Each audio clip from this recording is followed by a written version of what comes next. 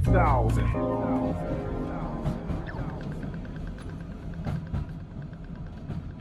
What he's doing, my name's Maloney. This is a 3000 podcast. I'm joined today by an MC from Melbourne, Sixpence. Thanks for coming, man. My absolute pleasure, man. Thank you. Cheers. All right, so now it's been... I feel like I'm out of practice. I haven't done an episode for a while. Yeah. We've had somewhat of a break. We're here in a construction zone of a site, but it's going to be good to get back into the swing of it, man. So let's start with your story and how you got involved with this rap thing, man. Cool. Well, it's an interesting one to kind of take back because for a lot of us, you know, hip hop's really nestled into the fabric of our childhoods and all that. For me, my love of hip hop really started when I got my first Tupac CD from my brother. I was probably about 11. All Eyes on Me? What was it? It was actually Until the End of Time. Okay, so that's like a late... That's because I'm older. Mm-hmm. So I kind of got introduced with like Tupacalypse Now, I think. Yeah, nice. And then All Eyes on Me and that sort of stuff. Yeah. So Till the End of Time, is that like... 2001, I think. Okay, yeah. So it's a bit... So what's on that one? Is that like a greatest hits? It's not a greatest hits. It's a double album, though. Right. I'm trying to think of some of the bigger songs. Like Little Homies was a bigger song. But my favorite, I distinctly remember the moment, is the second track. It's called Fuck Friends. It's got this like Dr. Dre style instrumental. It's not Dre. It's, you know, very early thousands. But I remember just hearing that with my brother, and we just like looked at each other and was like, wow. And that was like the first time I really felt the magic of it all. And I'd been exposed to things like Eminem and Hilltop Hoods, like a lot of us had. And I enjoyed it and I did listen to it, but like that's my definitive moment of kind of like falling in love with it, finding something deeper with it, you know what I mean? Yeah, and it was the lyricism, or it was the content, it was the beat, it was... Yeah, it's with Tupac, I always say Tupac's like so much of a soul artist, like something about the way he puts himself into his music. I think it was his presence, but also the beat as well. I really like the beat and I still like it. And whenever I go back and listen to that song in particular, I get transported back to that moment, which is nice. And it's such a spin out. Like I said, I'm a fair bit older. Oh, I presume so. Yeah. I'm 42, right? Yep. And I remember Tupac releasing some albums after he died. But Yeah. by 2001, that's like 6 years after he Yeah, died. yeah. So I know there's conspiracy about fucking whether he actually died or whatever. But he had a back catalogue of stuff for them to put out posthumously, though. Yeah, plenty. Because I kind of remember like that he did one with like Changes and Do for Love and that sort of stuff, which I think was reasonably earlier. It was. And then for him to still be like, how much music did he have up his sleeve? I don't know, so much. And yeah, I don't know. I don't listen to too many of those albums that came out after. It's just this one that I have that special connection to. And then you went digging into the rest of the hip hop archives? Yeah, so I was lucky to have my older brother, the one who gave me the CD, because he was also an MC at the time. And his hip hop taste was very much like underground boom bap. So I remember him putting me onto like Big Pun and Big L and Mobb Deep and just all of that. And then for those, you know, early years of my adolescence, I would just go cop a new CD every weekend, and that was my thing. And I just, you know, build up my collection and my iTunes and all that. And Sanity, where were you going to get your it's mostly JB actually, because I live out near Chadstone, so that was a local spot for me. Back in the days when they used to put the yellow tape on the CDs, so you Yeah. couldn't pirate them and take them back. Yeah, exactly right. And I always think of that trem line, you know, back when they used to stock CDs in the section called Urban, and every third person thinking the word surgeons. Yeah, so They had the skip hop section for a while. yeah, you're right, absolutely right, man. Yeah. And then it's funny, later my collector addiction then moved to records, and I've been doing that for quite a while now. Right. But yeah, that was it. And then when my brother gave me his mixtape that he'd made when he was about 16, that just like light bulb moment for me, you know, that like, So wow. how much older is he? So he's about maybe like 7 years older than me or something So like that's that. a fair, yeah. Yeah. I've got quite a few siblings and they're all quite a bit older. But yeah, he was the one practicing hip hop. And yeah, I just connected to that, you know, as I would, quite strongly. And even as a kid, I really enjoyed like writing, being creative in general. So that just kind of provided the perfect avenue for me to kind of funnel that energy into, you know. So was he taking it seriously, or was he doing it for a fun project? I think for him, it was more fun. He was like a decent battler at the time. But I think eventually fitness kind of prevailed, and that became his main focus. And he's now like a competitive CrossFit athlete, and yeah, he's been doing great with that. So Yeah, yeah, right. but it's kind of like left hip hop to the side a bit, but we still talk about it a lot, and he's still like my number one supporter, which is great.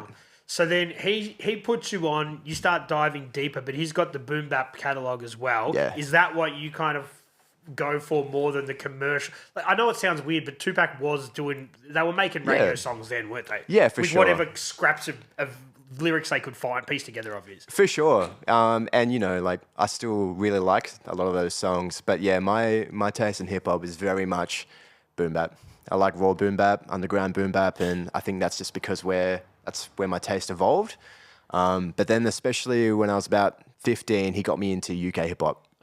And that was just my number one. You know, things like Jest and Task Force and Kalashnikov and High Focus eventually.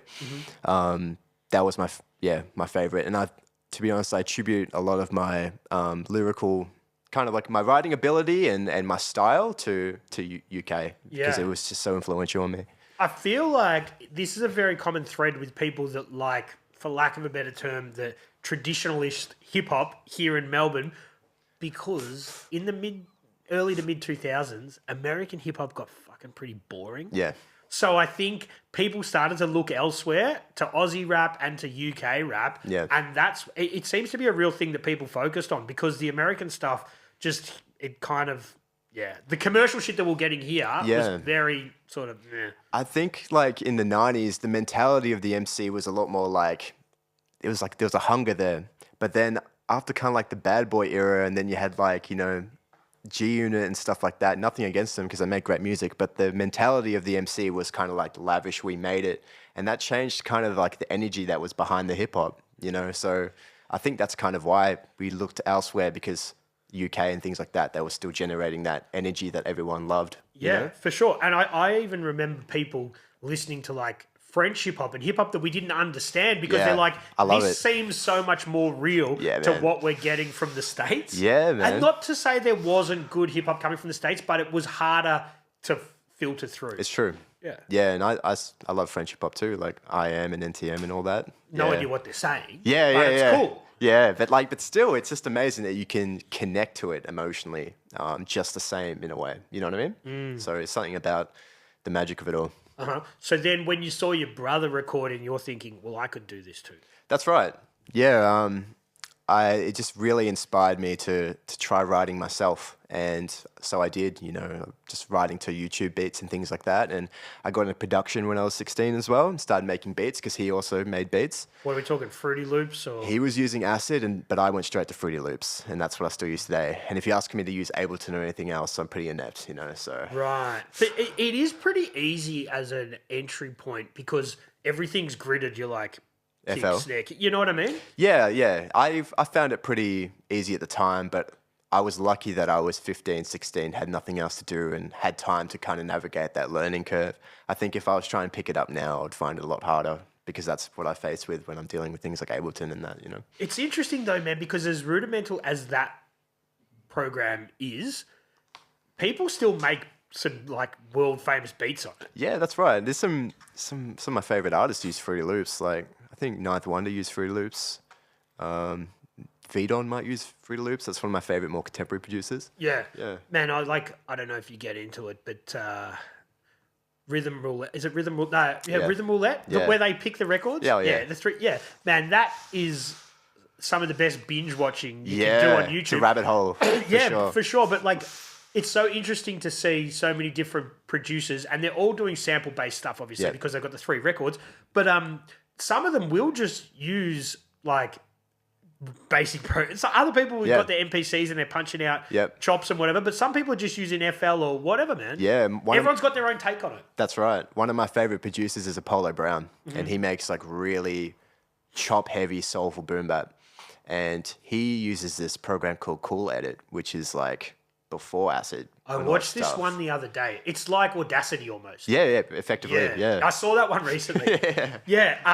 That's you're just stretching it out and that's like Acid, Sony Acid or whatever it was. Sonic Acid Foundry back in the day. Yeah. And that just goes to show, like, if it ain't broke, don't fix it. Whatever you can allow to work for yourself, And I feel like it's the same with mixing. Like I do some mixing myself. I just use stock plugins just because I've learned how to use them over time. I don't think you necessarily need to, I guess it depends what you're going for though. Like I wouldn't say I go for the most crisp sound all the time, but you can whatever you have, you can work with. You just got to, I don't know, figure out what to do. Yeah, man. And I always say this, but I think there's definitely a sense of cool creation that comes with having boundaries as well. Like so many awesome beats were made where people had to figure out a way to use 3 seconds of sample time. You know what I mean? Absolutely. So having parameters definitely can add to creativity or make it easier because you don't have so many fucking options. Yeah. How many VST plugins are there? Yeah. That's it. There's a great interview with DJ Muggs from Cypress Hill where he talks about making that first album just from one Creative Records. And he just kind of like he emphasizes the fact that he was forced to think more creatively because he had to deal with what he had. Parameters, man. Yeah, it's important. Limitations, Yeah. Yeah. And that's the style of music that you've come to probably love has come from people figuring out how to get the most out of what limited technology they've got. Exactly right. How about the one of Havoc producing the beat for Shook Ones Part 2 where the hi-hat at the start is just his gas stove. Yeah. Like, amazing, Yeah, you got it. Yeah, you got to be resourceful. Yeah, absolutely. So then, at that point in time, did you fall in love with the production side of it as well? Yeah, I did. So I started doing that. If I started like writing and recording around early high school, I started producing around mid high school, and I was like uploading beats pretty much daily onto SoundCloud, and I actually gained a bit of a following on SoundCloud, and I was selling beats for a bit in high school, which was great as well. Local artists and international. Tell us how that, man, that's interesting because I have never really talked to anyone about selling beats on SoundCloud because in that era, people are just used to ripping stuff down and rapping over whatever. Yeah. So how did you navigate actually getting paid for that stuff? I don't know. I think it's literally because I was uploading every day. I just found a bit of just managed to accrue a bit of a following. But also, when I look back, I think my production style was a lot more unique because I didn't know what I was doing. Like, I had some really outlandish chops and stuff, and it wasn't smooth at all, but it felt like it was its own thing, and I feel like people maybe gravitated towards that. And the naivety worked in your favour. Yeah, I guess so. The inexperience did. And yeah, I just think people were messaging me on SoundCloud, or I had my email address up there. That's when I used to go by the name Medication as well. That was my first MC producer name. And yeah, I did that for a bit, but then eventually I just stopped uploading beats. I think I started focusing more on rapping, and then that kind of just, tapered down. But you were selling beats and people from all over the world were sort of using them? Yeah. I remember one time I had delivered a beat CD to this dude in Brunswick, and I would have been about 15. I don't even know if I'd been to Brunswick by that point, but I just went out on the train and I met him at a spot, and I don't think he realized I was like 16 or something. So that was kind of a funny moment. But yeah, it was mostly just through PayPals and sending stems and stuff like that. Wow. Yeah. And this is sample-based stuff or original production stuff? Sample-based. So yeah, like it was a bit seedy, like selling some of that stuff, but Yeah, it's been man. And well, yeah. you're not selling it to people that are going to hit the ARIA charts. I'm tipping. Yeah, pretty much. So whatever. Yeah. No. So where are you sourcing your samples from then? Like Op Shop Records? If your parents got a record collection, your brother's records? What do you? At the time, it was YouTube, just YouTube digging. But when I got my record player when I was about 17 or 18, then I went straight into records because I was a huge fan of Rhythm Roulette, and I've always been a student of the craft. Like I've always wanted to do it like how they were doing back then. So my digging habits really started then when I was looking for samples, and also all through high school, all I ever listened to was just hip hop. But when I got my record player and started looking for samples, I was buying jazz albums and stuff, and I was like, wait, hold on. This is actually really good music.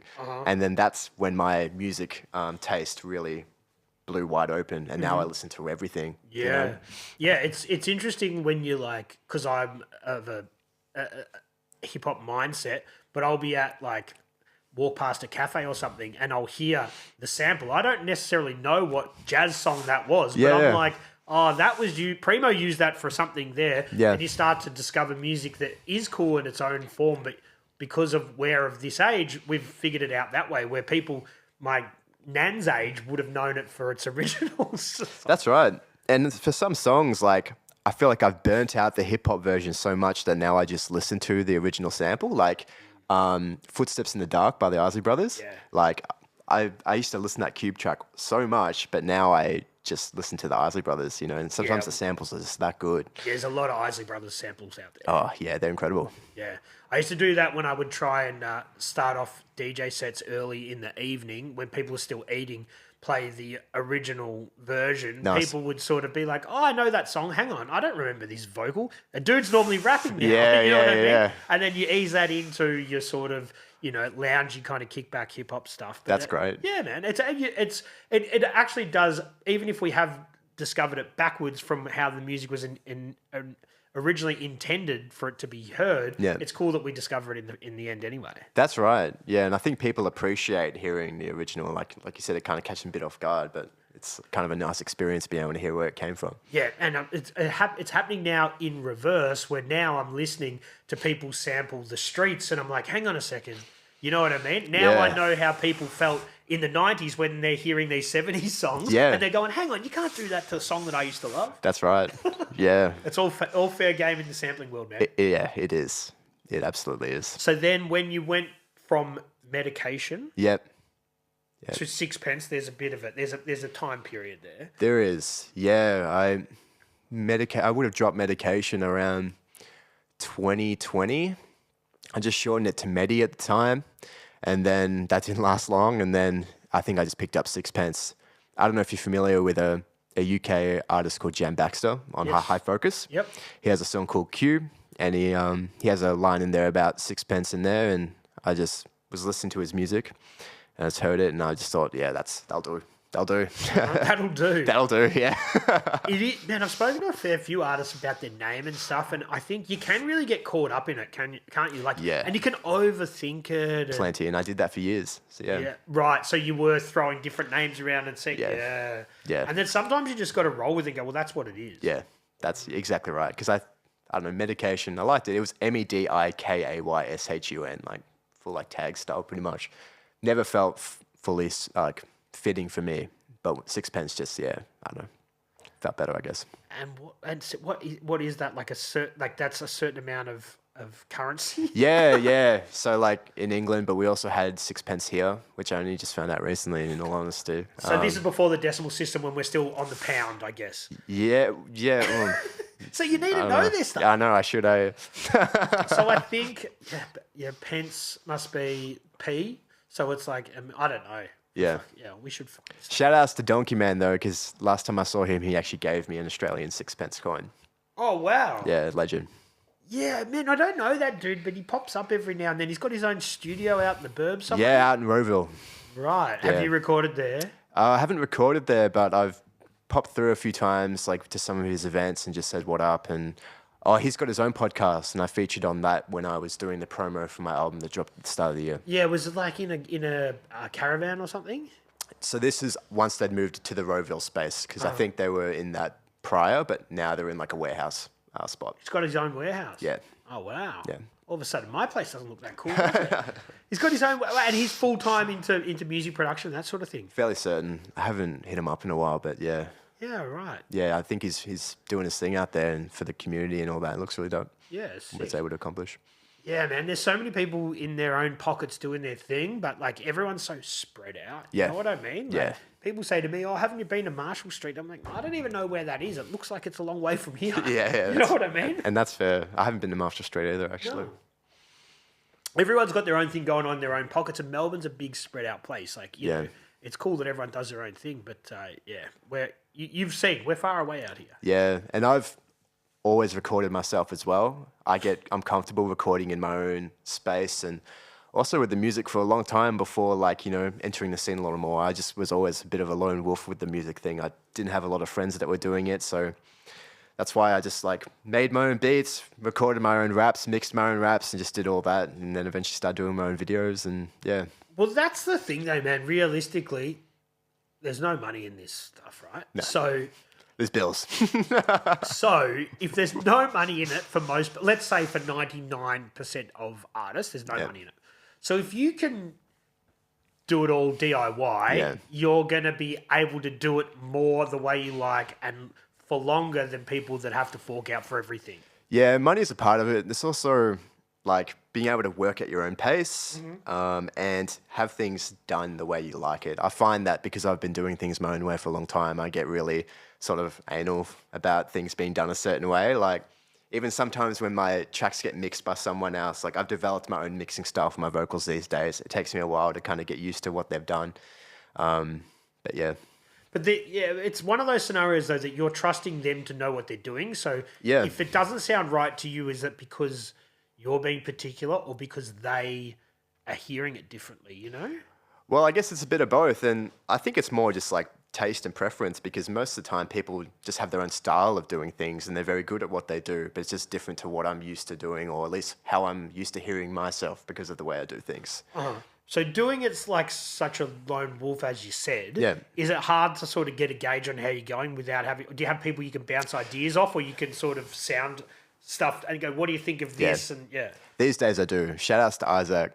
He's the guy who's mixes a lot of my music and also masters a lot. And he's been kind of like a coach for me in terms of mixing. Like I send him my things to master and he'd be like, yeah, cool, but this needs a little work. Maybe bring up the low end or whatever. And yeah, I've picked up a lot, like conversing with him, and it does help, like to have people that you can get advice and constructive feedback from.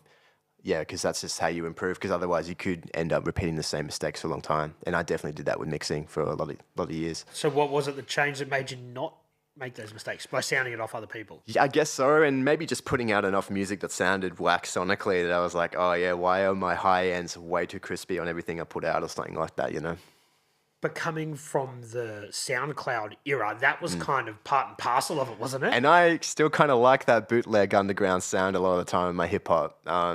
You know, like some of my friends have tracks out where you can hear the chair creaking and, you know, on their vocal take. And I love that because it just like, it feels like I'm in the room with them when they're doing it, when I'm listening to it. Like, but, you know, there's a time and a place for everything, you know, like, so you might not want that for every song you put out. No. When I think of SoundCloud music, I think about listening to it from like a laptop speaker. You know what I mean? Like I don't feel like you should listen to SoundCloud music through a big, like, you know, proper PA system. And funny you say that as well, man, because my first few recorded songs were through the microphone inbuilt onto the laptop I was using. So I was just, and it was right next to like the camera that was, you know, on the screen. So I would just be rapping at the screen. It'd be going through that little microphone and I'd be trying to mix that. So, you know, that's not talk about limitations. Yeah, well, that's a different kind of limitation. But man, it's probably on par with the kind of technology that a lot of people would have had back in the day. Like, so you just got to roll with what you've got. Yeah. With SoundCloud, like, does it still have its place in the music ecosystem now? Like, it's still around. I'm a bit unplugged from SoundCloud these days. I still use it sometimes. Like I linked you some of those demos that were on SoundCloud. Mostly I just set things on private now and just link them out to people. I did notice that because I was having a listen yesterday and I'm like, there's very few plays on there because you haven't shared it with me. I uploaded it just for you to hear. So it's that way. I guess it's kind of cool because you can use it just to share with people without it going, you know, I guess similar to what I would do with YouTube. If people don't want to see the full version, I can be like, have a look here and then we can, That's right. And you can also do that with Google Drive sometimes. All my Google Drives are just full. I've got to unblock that stuff. Man, see that black thing over there next to that monitor? Yeah. See, that is a $1,500 fucking Fore hard drive, 16 gigabyte thing that people are going to be able to access from everywhere. Oh, wow. Okay. I don't know how it works yet. The IT guys still got to sort it out, but that's the future. Yeah, I can see that. Yeah. Oh, it looks sick. Yeah, so that's what I'm working on. But that's another one of these very many moving parts that's happening here that I haven't got around to yet. Yeah. But hopefully, this is the idea in the future. You do your rap, you do your episode. Yep. I put it out. I put it in that. I can send you a link to your episode. If you want to clip anything up, if you want to use the recording for something, you can use that code to get in there, and that's always there for you. Oh, sick. That's the plan. Yeah. Which would be great. Absolutely. Doesn't work yet. Yeah. One day. It's coming. With that, man, it's funny with the internet. Like, it doesn't matter how much RAM, how much space you have. We always seem to use it all. You know what I mean? Oh, yeah. Absolutely. How does that happen? I don't know. I think it's, to be honest, we don't need it all. We just don't get in the habit of deleting things as we go. That's it. Do you know what, man? And Apple and stuff and, you know, Google, make it easy to archive all your stuff, and then they say, hey, you need more storage because they want you to keep it there so you keep buying more storage. Yeah, I completely agree with that. Yeah, we don't need all the photos. Do you know how many photos I've got, man? Yeah, From people sitting on the bench. Fucking Yeah, like 20 copies of probably the same image. 150 Yeah. sometimes. Depends how fussy people are. I hear you. Anyway, let's get back onto your journey, man. So then Sixpence is a thing now, right? Yep. You're doing your own thing, but then you want to put out music properly. Yeah. Not just put it on SoundCloud. Yep. So what do you do? So, I remember I did exchange experience in 2019, and when I came back from that, I had that new mindset of taking it a bit more seriously. So you went overseas? I did. Where'd you go? I studied in Netherlands. Oh, wow. Just for 6 months, for my bachelor's. And when What are you studying? So I was doing an arts degree, so I was studying history and philosophy over there. Uh-huh. And then that went towards my teaching degree. Wow. But that's when I came back and I bought a good microphone. I was like a Neumann TLM 102, which I still use today. And I saw that as like a big investment into myself and music. And then I started releasing songs on Spotify. I almost said SoundCloud. And then I linked up with this kind of like, what's it called? Collective called Vibe Union. And they were putting on kind of like showcase events and other sort of events. And I just started attending those and then eventually performing them. And then I got acquainted with Ronnie's Blue Bar for some events that they were doing there. And then I found out about the dojo that Mono was running. Yep. And then I started getting up at the dojo quite a lot. And that's kind of also when I started getting into the wider community a little more. Uh-huh. Were you freestyling at the dojo? Were you doing pre-written stuff, a bit of both? First time was probably pre-written, but freestyles. Uh-huh. Yeah. And Mono was there hosting those nights? Yeah, but I knew Mono back from the Can I Kick It events at Horse Bazaar. Because actually, I was going to Horse Bazaar a little bit, but I was very shy back then, and I would get up occasionally. You would have been young then as well, man. Yeah, I would have been about 18, 19 for those, yeah. And I think I was just so blown away by some of the MCs. Like Mono is just an unbelievable freestyler. And I was blown away. But I also got to like rap with like 1-6 and Mantra at Horse Bazaar and stuff, so that was pretty cool. And actually, Mono and I were both part of the Dig Deep kind of like youth program that was mentored by Mantra. Yeah. Mantra and Tando. And that's also how I met Dolphin Jones, was through that program. He wasn't like attending as a participant, but he was affiliated. One of his friends was like the studio engineer of that program. Yeah, and Dolphin Jones used to get babysat by Mantra. Yeah, I know. Yeah, I'm so glad that you guys got to talk about that on the podcast and the whole like flight path thing. Yeah.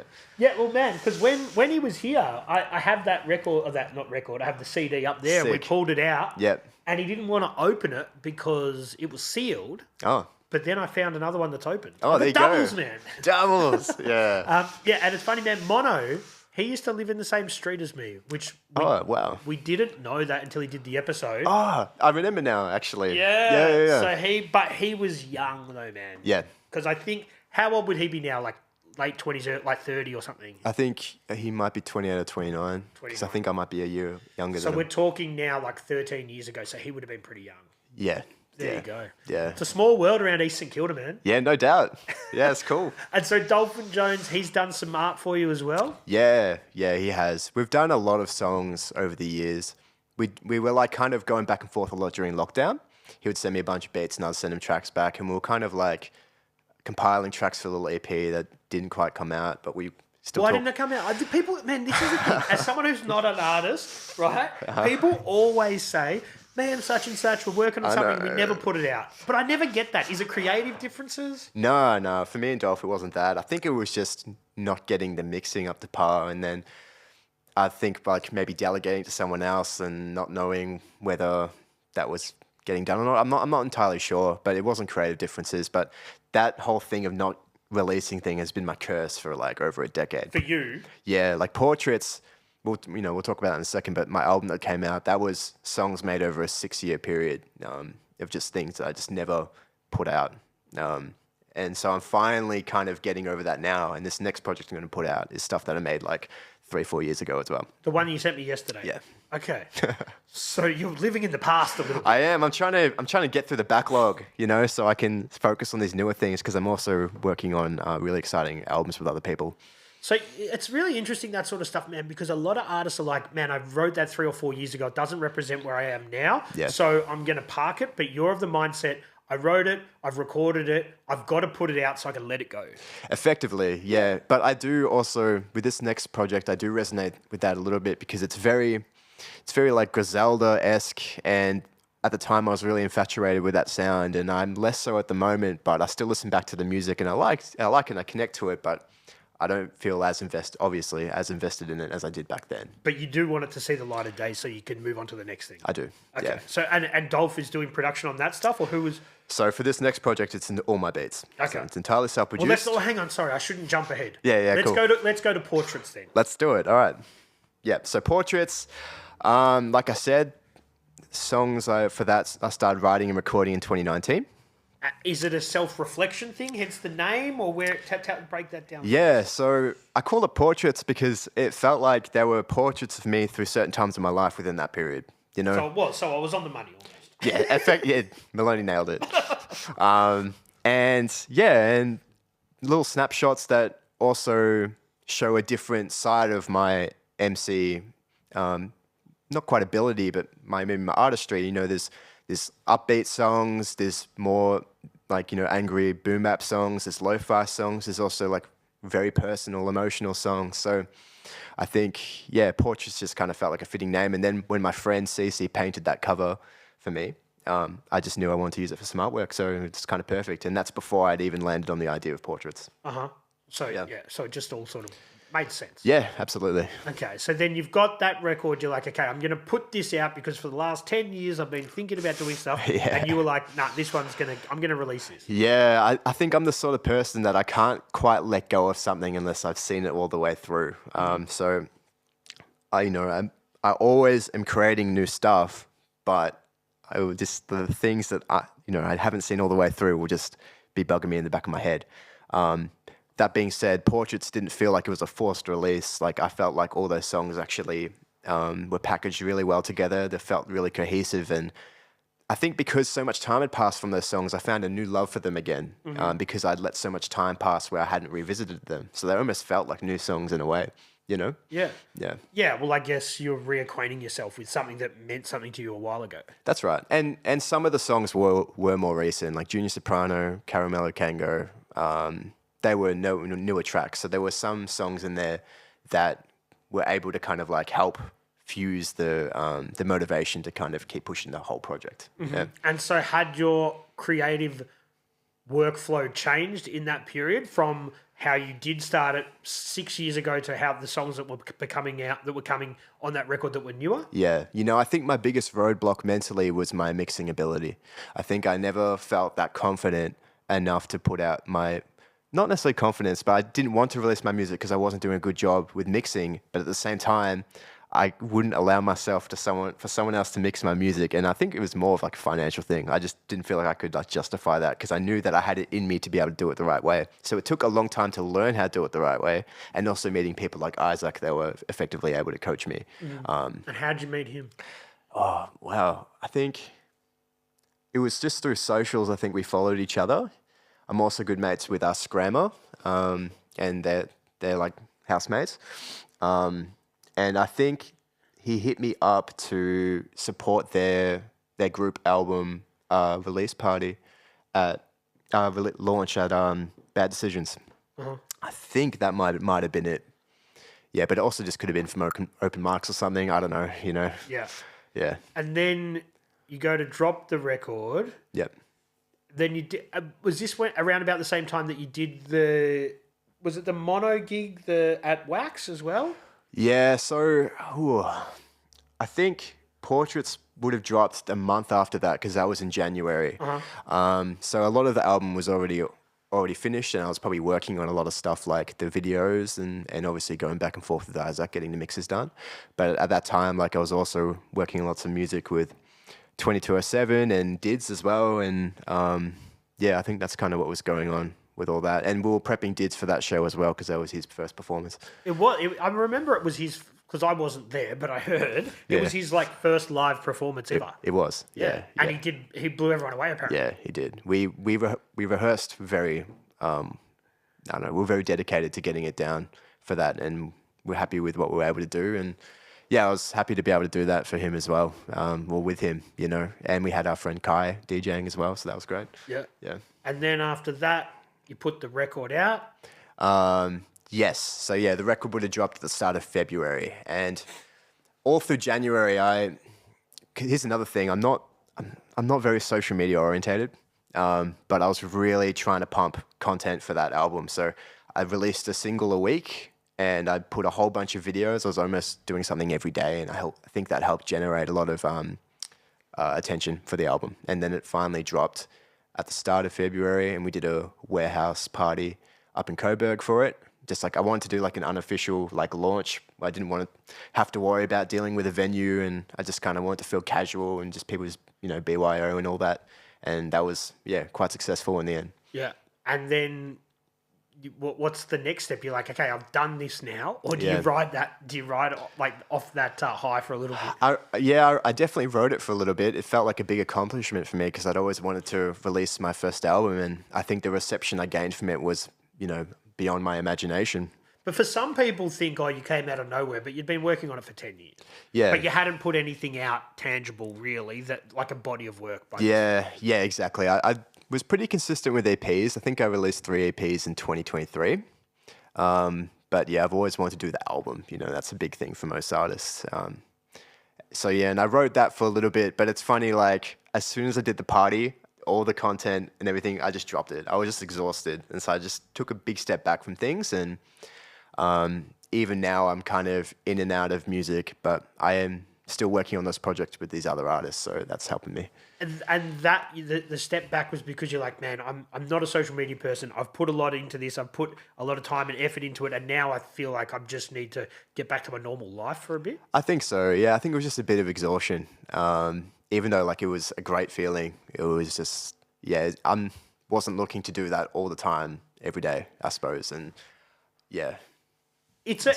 Socials is really hard for a musical artist because some people are naturally into it and good at it. Yeah. And other people, it's just a necessary evil. Yeah. I think with visual artists, it's a lot easier to keep pumping out content because you're like, hey, watch me paint this wall. Let's do a time lapse. Yep. But for musicians, it's different. You've got to keep making reels even if you're not comfortable on the camera. That's right. And I also find it's just a mood. I'm mood orientated with it. Sometimes I'm super motivated to go and film videos and do all that, like most people are.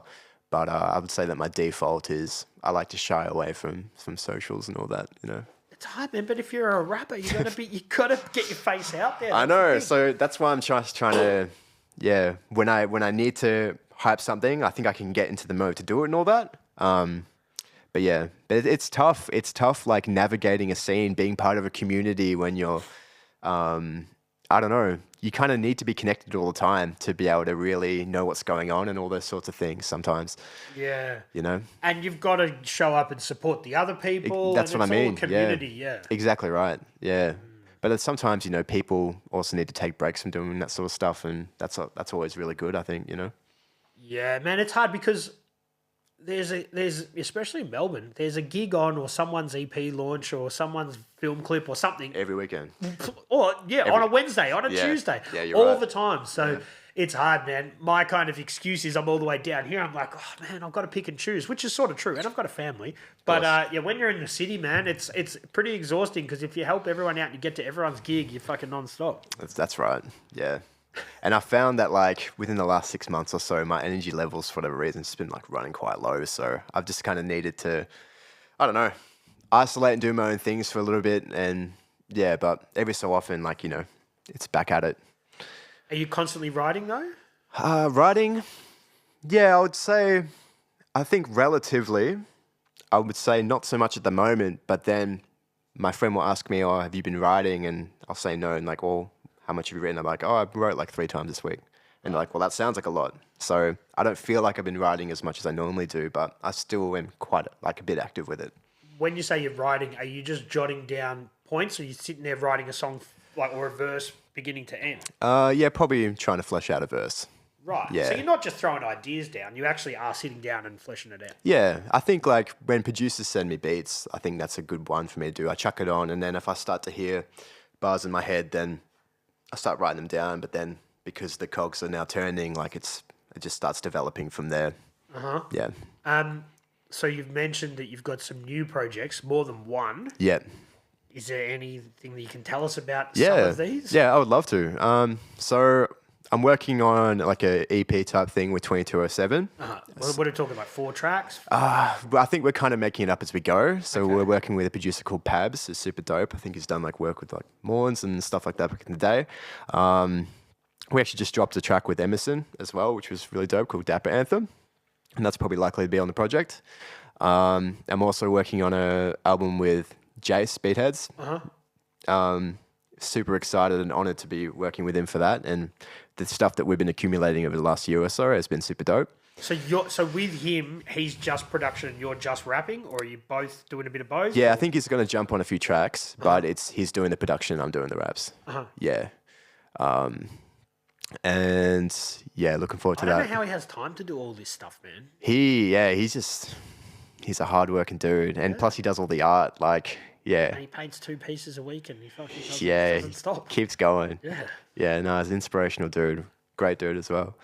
And then, yeah, stuff with Dolphin Jones as well. And it's all kind of the same mentality with these projects. It's just like we're chipping away as we go, which is nice because there's not much pressure, but at the same time, it's pretty like laissez-faire. Like, it'll get done eventually, but that means like we do have these stoppages, Do you, with Jase, because you're both teachers, have you got that sort of little link in common there? But yeah, that's how we met. Right, really? So for clarification, currently I'm doing CRT teaching, which is substitute work. And yeah, I met him in the professional setting. And yeah, and then we just got to talking. He sent me some beats, and then I sent him 2 tracks within 24 hours of full songs, just because I wanted to let him know like I was serious about like the opportunity of being able to do stuff with him. And then that's how things got started. So I'm looking forward to fleshing that out. You should call the album The Staff Room. The Staff Room. I love that. I remember being a kid in like primary school, and you're like, the schools that I went to, the teachers were fucking like, they'd have a bit of fun. I think there was a little bit going, not to say it was like this anymore, but there was on our school camps and stuff, they were definitely pissed like a lot. And you go past the staff room, they're always yelling and screaming and having fun. So I feel like the staff room was that place where the kids weren't allowed to go, they were having fun, man. Straight up. Yeah. The teachers are very protective over the staff room for good reason, because you have to keep up appearances a lot as a teacher, and that's finally when you get to kind of like, be yourself with other teachers or whatever. Yeah. You know what I mean? Yeah, man. Yeah. A well-known rapper from Melbourne ended up marrying the daughter of one of my school teachers. Oh, wow. Yeah, which is interesting. Straight up. Yeah, it's funny, man. He's always been a good teacher, but cool. Yeah, man. It's the teachers. I know they were always having fun, and they weren't letting on, Yeah. So yeah, the staff room. I think that's that's dope. Yeah. I generally really like that. I'm gonna float that. Do the kids at his school, do they think he's cool because he raps and because he produces, or do they not really know that stuff? I don't know too much about it because I was only there once, but I'm pretty sure that he's looked up to, as he should be, for his ability. Yeah, it's super interesting because a lot of hip hop people do get into teaching and youth work as well, which is really cool because for something that a lot of society looks at, like graph and rap and stuff, as something that's kind of like not good for community, which a lot, like we know that that's not the case, but a lot of people see that. Yeah. So many people want to try and give back and want to try and teach and educate people. That's right. Yeah. I think there is a correlation. Like I think Alacor as well, right? Yeah. There's a lot. Yeah. There's a lot going through my head right now. Yeah. There's definitely correlations. It's pretty cool. Yeah. And I think that's something that, excuse me, a lot of people that don't get hip hop culture are like, man, these kids are tagging, these kids are, playing music with obscenities. They don't understand that that's just surface level. Deeper than that, it's about people helping each other, people trying to come out of a shit situation and make something better for themselves. Absolutely. It all just comes down to connection, I think, man. Mm-hmm. And yeah, I completely agree and support that statement for sure. So when are we going to see some of these projects? Well, yeah, I think the first one that will drop will probably be this upcoming project of my own, which I think Archangel is kind of the working title at the moment. Archangel. Archangel, yep. And it's Where does that come from? it's like kind of like a biblical term for like I think it's like a second hierarchy of an angel. Okay. And are you religious? Spiritual. Yeah, somewhat. Yeah, I actually I would say I am spiritual. Less so like religious.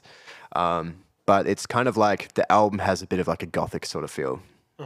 Lots of like choir samples and yeah, I don't know. You're just gonna have to peep it. It's got some really cool features as well. I won't say right now, but You're all producing this yourself. I've produced it all myself, and it's pretty stripped back. It's very bar heavy, and yeah, I'm excited to get this out because on Portraits I produced maybe about 7 or 8 of the 18 tracks, but this one's gonna be all myself. So looking forward to that. And how would you describe the production? Oh yeah, it's just loops. There's not a lot of drums, so it's all sample based stuff. It's all sample based. I only do samples.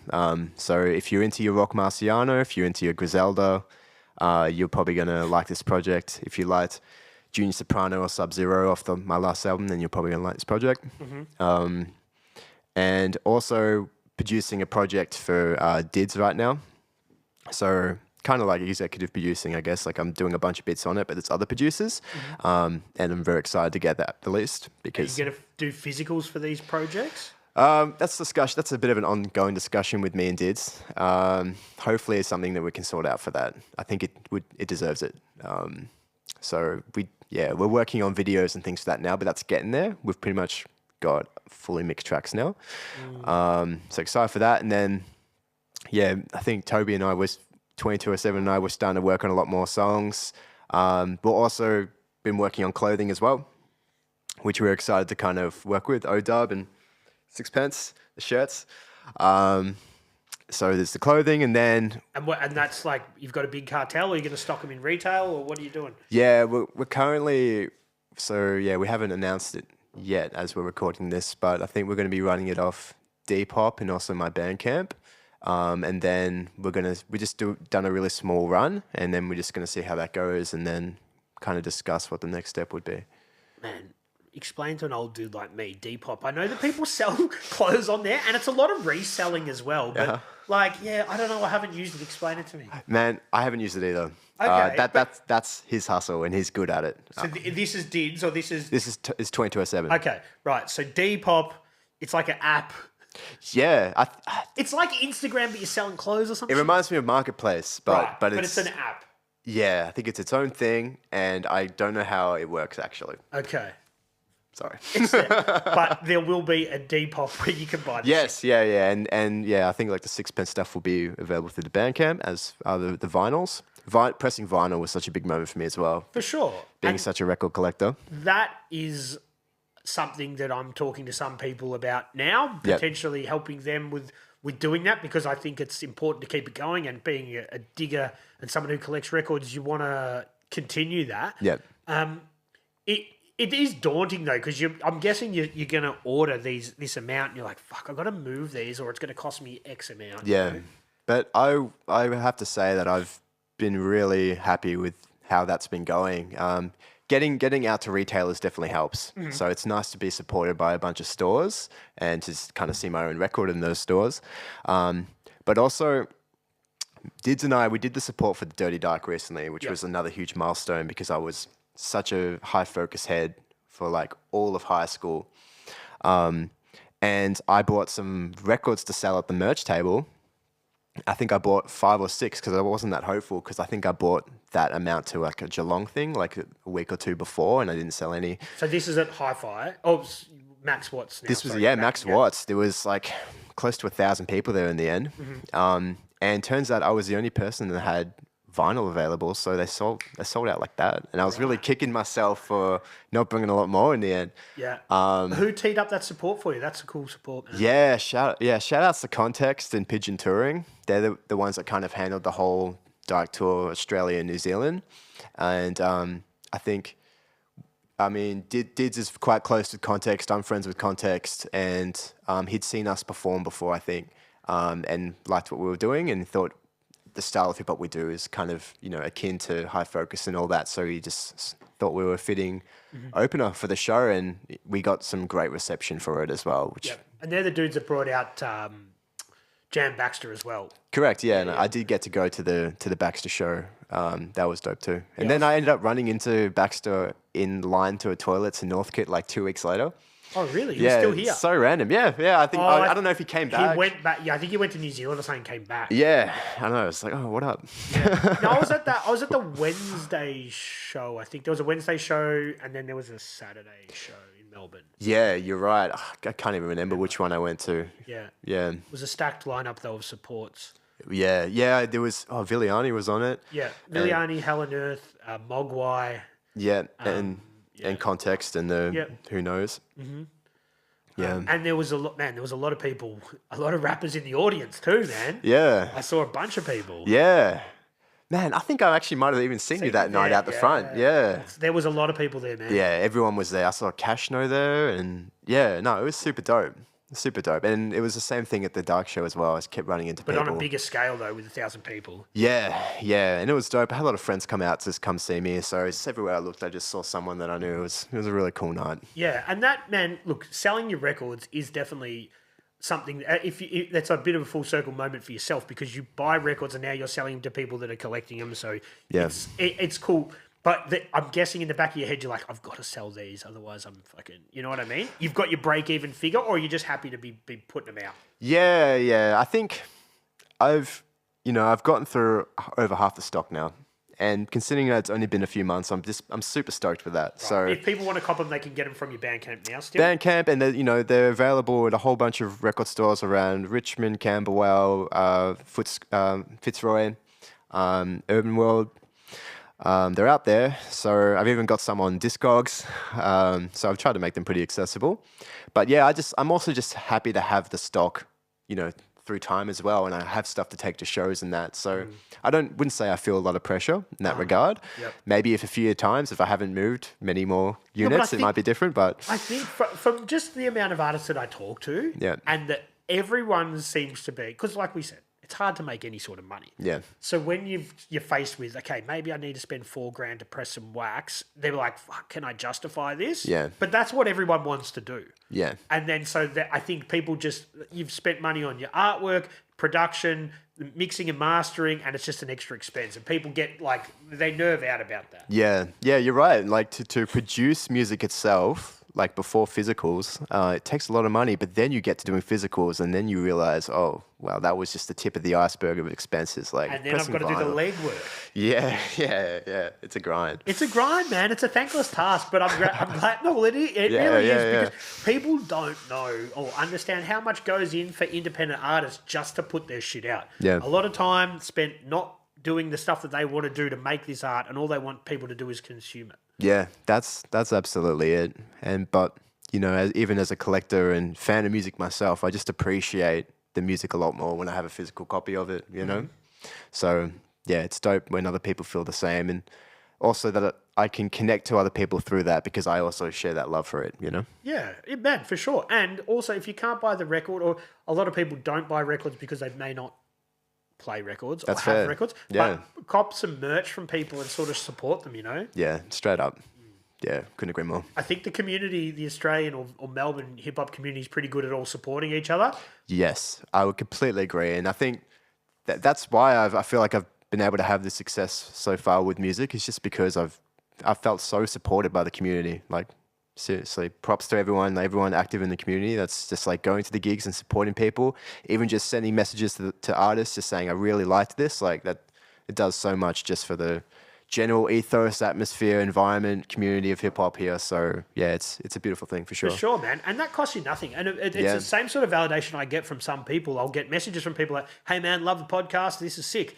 Doesn't cost them anything, but you're like, we're not making any money, we're putting in a lot of time, but at least someone's watching or someone's listening. Yeah, it lets you know that you're doing a good thing too, that people are connecting to it, and that's really important. Man, and that's one thing for people you don't know to reach out and tell you that they dig what you do, but the next level is when some people that you look up to reach out and say, hey, I like what you're doing. That's another little extra validation thing, man, where you're like, fuck, if this person likes what I'm doing, I'm on the right track. Yeah, absolutely, and I was blessed to receive that a little bit with the last album. album, and it just definitely gets me jazzed to keep working on the future ones as well. You know? I think it's hard sometimes to not go.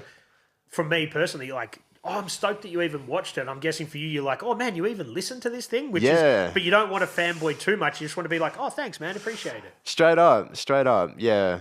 It's a trip when you know, not to say it's happening all the bloody time, but I've having these experiences where I'm meeting people and I don't know them, but they've told me that they've liked my album and stuff. Like, that's a huge trip out, but I appreciate it so much because it's stuff that I relate to so strongly as well. And I approach artists with the same sort of energy, and it's nice to know that, that sort of thing can be reciprocal. And for sure. That, you know? And one of the beauties of this modern day, like, there's a lot of negatives about social media, but the best thing about it is if you like someone, you like what they do, you can reach out, you can tell them, you can potentially work with them in some capacity. Yeah, absolutely. And that is how a lot of artists connect these days.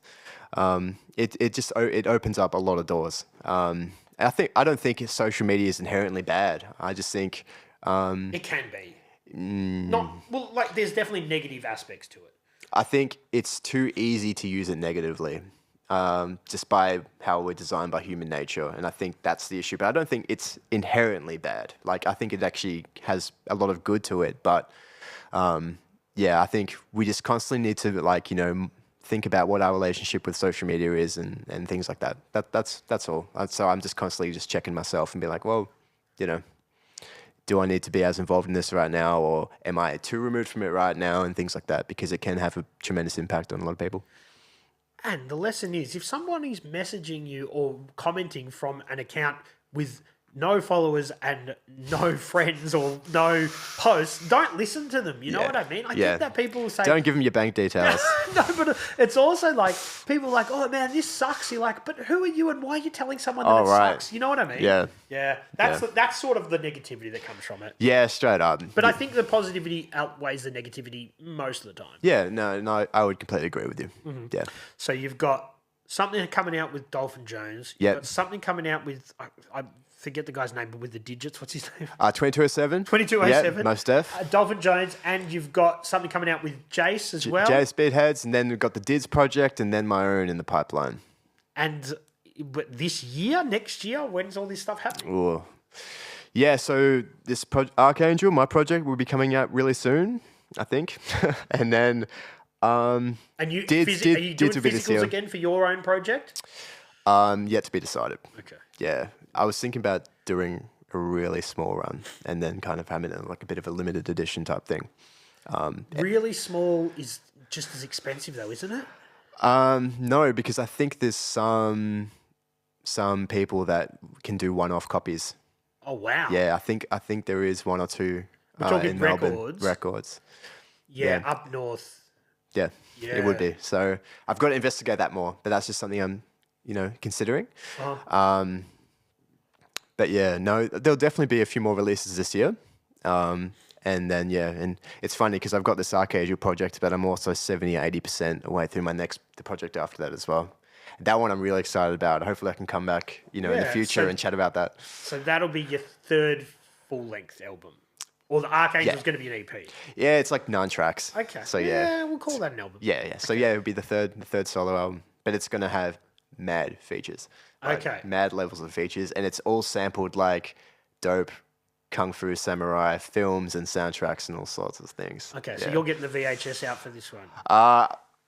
Yeah, I have some VHSs. I've been sampling just a lot of the files and that DVDs I use, but just going. Actually, I've been sampling lots of cassettes recently, which has been giving it lots like cool lo-fi edge.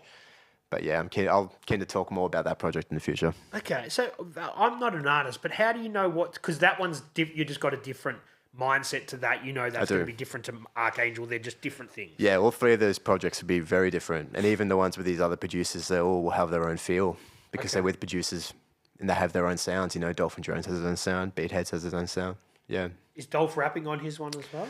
Out of the tracks we've been making so far, he hasn't. But yeah, I'll be getting him on a track, I reckon. When you do a project with him, is it just a given that he does the artwork as well, or is that something different? It's probably a given. Really? I'm so obsessed with his art. I'm like a fanboy of his art so hard. I just think he's tremendously talented. And when I met him, he just started working with brushes. Like he was just doing like graffiti before that. So I've really been able to kind of see his evolution with it, and he's just so talented. He's one of the most talented dudes I know. As he says in his voice, Oh, I just get bored, man. like I'll send him a voice message like, "Hey, I've got this idea to do that." He's like, "Oh, yeah, I reckon I could do it." Yeah, I get. We'll see, man. He's so like, I don't know, humble about it, but he's crazy with what he does, man. Yeah, like even when he came here, I've got like a lot of records, a lot of stuff to sample, and like even all my old boom boxes. He's like, man, I could pull those apart and probably see what works and what doesn't. Like I'm like, what can't you do, man? You're like fucking MacGyver. He is MacGyver, straight up. He'd love that reference too. Yeah, and we're both into our cinema and film and all that, so we always have cool conversations about that sort of ish. So yeah. Shout outs. I've got a concept of something I want to send him, and I messaged him the other day. I'm like, oh man, and he's like, dude, I'm sick. I'm like, okay, I'll leave it, but I'll hit him back because I think, when you've got a cool concept, I'm like, I reckon he's the right person that can bring that to life. You know what I mean? Absolutely. Yeah. Yeah, he's great to work with. Definitely, hit him up for that. So you've talked about everything else that you're doing, man. Can you tell us if anything, if this is happening in the near future, or any live shows or anything coming up in 2025 definitively? Or you've got the clothing drop. The clothing, yes, that's kind of been an exciting new thing. So there's that, and yeah, Archangel, no foreseeable shows at the moment, which is nice because I was also getting a bit burnt out with that. I would also like to promote a monthly producers open mic night that I'm currently hosting at Retreat Hotel Brunswick. So I think it's the second last Monday of every month. It's just plug and play for producers. You could also have decks to come and spin your own original production, but we've done 2 so far. They've been a lot of fun, and it's also been dope networking. Because what night is it? It's Monday nights. Monday nights, once a month. Once a month. Like the first or the last. The second last Monday of each month. So I think the last one was on the 21st of July. So yeah, the next one will be coming up like latest sort of August. I'll be posting about it. Dolph did the artwork for the. And what's it called? It's called High Pedigree. And yeah, so I'm going to be kind of excited to see where we can take that. So I'll be at those. And I guess it is for producers, but if people want to come and rap over those beats, is that allowed to? Effectively, we just asked the producer, like, are you comfortable like opening up the mic? And yeah, and we have had people come up. We've had artists come up. We've had just patrons come up and just drunkenly say whatever on the mic. But it's a live. It's fun, and it's dope to have everyone connecting in the space. For sure. So when you say live producers, so people are bringing MPCs, or people are bringing their own production stuff, or what are they doing? Yeah. So some people have just bought a USB, put it into the CDJs. Just playing their beats. Some people have. Yep. Some people have bought their their SP 404s. That's what I use. Yep. I'm trying to get Dolph out with the MPC. That'd be mad. But yeah, we've kind of been going easy on promo, but we're excited to just start taking it up a notch and seeing where we can go with it. I've been doing it with my friend Amutha. Shout outs. Yeah. Yeah. And are you recording any of this stuff? We haven't yet. I think we need to start having a bit more of a discussion about the potential of it or what exactly we want it to be. But I think, we're going to start doing stuff like that for sure. It sounds like it's something that would lend itself well to an IG live. You know what I mean? I think so, yeah. Or just make little, maybe we could do an episodic sort of thing where recap thing, and where I could just have a camera throughout the night, and I can just splice together footage, and that could be episode whatever for each night. I'm just thinking out loud now, but it's an option. For sure, man. Yeah. The last few producers I've had in here, including Dolph and Rubik's from over west as well with the G&H guys, I've given them a stack of old records to take some. So I want to give you some as well, man. Oh, mad, bro. So we'll go for a dig through some of the. We can do a trade because I actually wanted to give you my album as well as a Sixpence beanie. Oh, wow. Where did you hide that? I didn't even see you sneak that stuff in. I got all the tricks. Thanks, man. No, you're very welcome. Oh, and it is beanie season too. That's it, yeah. While it's still beanie season, get it in. So, man, while we've got the record here, and this is 87 of 100 50 now. Yep, that's it. And it feels like it's nice, heavy weight as well. Yeah, we went the 180 gram vinyl. It's double LP. Yeah, there's 4 sides of music there. There's 18 songs. There's a bonus track on there that's not on Spotify. Wow. And it's just, yeah, I was really blessed with that album. I got to put a lot of my friends on that album. That was their first time on something physical, and some friends that had never even released music before.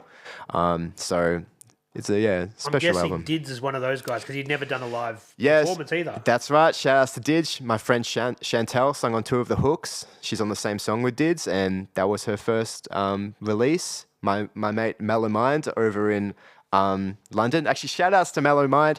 He's a dude I met on SoundCloud back in the day. When I was 15, 16, I went to go crash this place in London last year, and we just worked on music. And one of the songs we made while I was there is the last song on that album called Dust. Oh, wow. Yeah. So and he's from, what, London? Yep.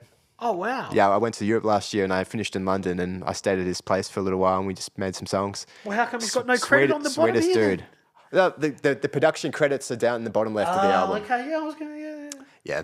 Oh, yeah, there you go, 18. Everyone's credited. Yes. Mallow, MALO.MND. Yep, MLO.MND. Yeah, sick. Yeah, Mellow Minds. Awesome, man.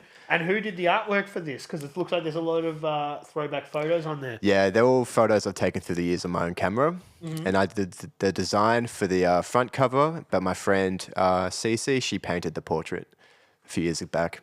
And then it works in because it's a portrait. That's it. Of a portrait. Yep. The record portrait. And how we do. And on the back, it's got a whole bunch of portraits. That's it. There you go, man. Oh, well, thanks for that. And yeah, let's go and dig through some records. Would love to. For years and years, I collected records that I thought would make cool sampling records. Cool. And I dabbled in production for about 6 months. Yep. And I was never very good at it. Yeah. But now I'm like, it's really cool because I've got producers that come in here and they're actually making beats out of it. I think Dolph made a beat out of some of the shit that I gave him. Cool. So it's awesome that people are actually using it, man. Man, you should think about doing a 3,000 album. Well, yes. Yeah. There's a lot.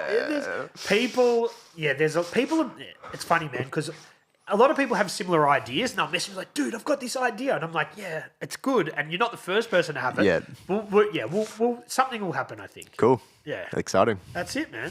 But also, I don't want to take away from what other people have been doing, but I want to help facilitate it. You know what I mean? I don't think that takes away from it at all. I think that's a way of uniting people that support the 3,000, and it's kind of like a mutual. I don't know, it's mutually supportive. You know what I mean? That's it, man. That's it. Yeah. I don't want to come in, step on toes, and people be like, this dude's come in here and he's like fucking, trying to push some sort of products I'm not trying to make money. I'm just trying to help people make cool shit. Yeah, I think we all support what you're doing, man. We're all such big fans of what you're doing, and we like how you're going about it. And I think if you did an album, I think people would really dig that. I definitely would. Yeah. Cheers. Sixpence, man, I appreciate you coming in. Thanks for the beanie. It is that time of year. Thanks So for the welcome, record. man. And let's dig through some more records, man. Can't wait, man. Thank you. Cheers. Do you want to shout out anybody before we wrap it up? Yep, shout outs 2207. That's my G right there. He would be great to have him on the podcast because he's got some dope stories to tell about the Melbourne hip hop scene. Dids as well. When we get that EP dropped, he's going to be great to have on here. I remember you asked Dolphin who you would want to see on the podcast. Yes. Ideally, I would love to see Mus Volkov. Man, I've tried. I know. He's like my favorite figure in the Melbourne hip hop scene. He's one of those dudes that people are like, dude, why haven't you got this guy? And I'm like, of course I've asked. I know. Must Matter as well. I don't know where he's at these days, but I'm a huge Matter fan. Kings Connected would be amazing. Yeah. 2207 Dids.